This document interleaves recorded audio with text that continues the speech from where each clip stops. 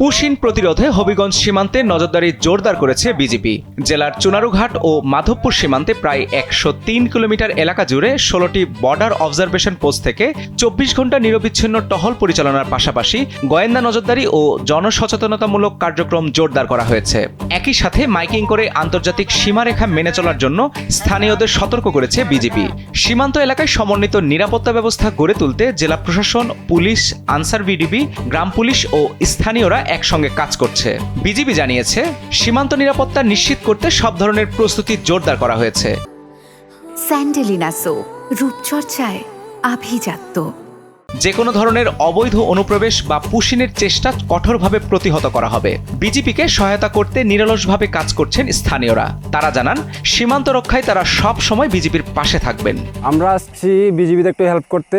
এখন আমরা প্রায় সবাই জানি যে অবগত আছি যে আজকে গতকাল রাত্রে থেকে আমাদের বিজিবি ভাইরা এখানে সারা রাত ডিউটি করছেন। তো আমরা ঘরে বসে থেকে কি করব, তাই আমরা এসেছি এখানে আপনাদেরকে হেল্প করতে। আমরা চাই না অন্য দেশের লোক আমাদের দেশে পুশিন হোক। তো কিন্তু আমরা চাই না বিজিবি ভাইরা শুধু কষ্ট করুক। আমরা বাংলাদেশি হিসেবে, আমরা নাগরিক হিসেবে আমার দায়িত্ব যে আমরা আপনাদেরকে সাহায্য করার।